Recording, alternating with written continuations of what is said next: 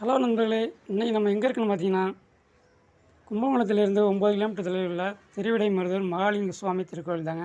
இங்கே என்ன சிறப்பு அப்படின்னு பார்த்தீங்கன்னா, பிரம்மகத்தி தோஷம் நிவர்த்தி ஸ்தலமாக இருக்குங்க. இங்கே ஒரு காலத்தில் வரகுண பாண்டியன் என்ற மன்னன் பிரம்மகத்தி தோஷத்தால் பீடிக்கப்பட்டு இங்குள்ள மகாலிங்க சுவாமியை வணங்கி வேறொரு வாசல் வழியாக வெளியேறி அந்த தோஷத்திலிருந்து விடுபட்டதாக சொல்லப்படுதுங்க. மனநோயால் பாதிக்கப்பட்டவங்களும் இங்கே வந்து சுற்றி வரும் பாதையில் வலம் வருவதால் நிவாரணம் பெறுவதாக சொல்லப்படுதுங்க.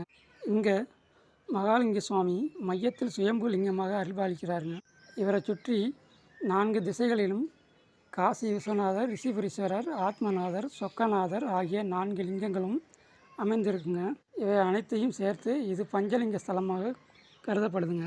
அது மட்டும் இல்லாமல் கர்நாடகாவில் உள்ள கொல்லூர் மூகாம்பிகை இணையாக சக்தி வாய்ந்ததாக கருதப்படும் மூகாம்பிகை அம்மன் தனி சன்னதி இங்குள்ளதுங்க. இங்கே கர்ப்பிணி பெண்களும் மற்றும் குழந்தை வரம் வேண்டுவரும் இங்கே அதிக அளவில் வந்து வழிபடுவதாக சொல்கிறாங்க. இங்கே 27 நட்சத்திரங்களுக்கு உரிய லிங்கங்கள் இங்கு அமைந்துள்ளதுங்க. இந்த கோயில் தேரானது தமிழ்நாட்டிலேயே பெரிய தேர்களில் 89 அடி உயரத்தில் உள்ளதுங்க. சுமார் 2000 ஆண்டுகள் பழமையான கோயிலாக உள்ளது.